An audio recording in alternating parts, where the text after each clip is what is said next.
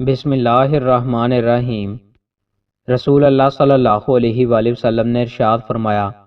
میری امت کے 70,000 لوگ بے حساب جنت میں جائیں گے۔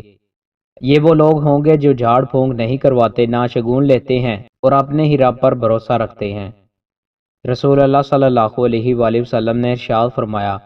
جس آدمی نے سستی کرتے ہوئے اور معمولی سمجھتے ہوئے 3 جمعے چھوڑ دیے تو اللہ تعالیٰ اس کے دل پر نفاق کی مہر لگا دیتا ہے۔ رسول اللہ صلی اللہ علیہ وآلہ وسلم نے ارشاد فرمایا، ہر میت کا عمل مرنے کے بعد ختم کر دیا جاتا ہے سوائے سرحد کی پاسبانی اور حفاظت کرنے والے کے، اس کا عمل اس کے لیے قیامت تک بڑھتا رہے گا اور قبر کے فتنہ سے وہ مامون کر دیا جائے گا۔ رسول اللہ صلی اللہ علیہ وآلہ وسلم نے ارشاد فرمایا، آدم کے بیٹے، بے شک تو ضرورت سے زائد مال خرچ کر دے، یہ تیرے لیے بہتر ہے، اور تو اسے روک رکھے تو یہ تیرے لیے برا ہے، اور گزر بسر جتنا رکھنے پر تمہیں کوئی ملامت نہیں کی جائے گی، اور خرچ کا آغاز ان سے کرو جن کے خرچ کے تم ذمہ دار ہو، اور اوپر والا ہاتھ نیچے والے ہاتھ سے بہتر ہے۔ رسول اللہ صلی اللہ علیہ وآلہ وسلم نے ارشاد فرمایا، تمہارا مال وہ ہے جو تم نے آگے بیچ دیا، یعنی اللہ کی راہ میں خرچ کر کے اللہ کے ہاں محفوظ کر لیا ہو،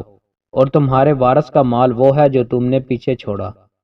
رسول اللہ صلی اللہ علیہ وآلہ وسلم نے ارشاد فرمایا، جس وقت بندہ اپنے گھر سے مسجد کی طرف نکلتا ہے تو ایک قدم پر ایک نیکی لکھی جاتی ہے اور دوسرے قدم پر ایک برائی مٹا دی جاتی ہے۔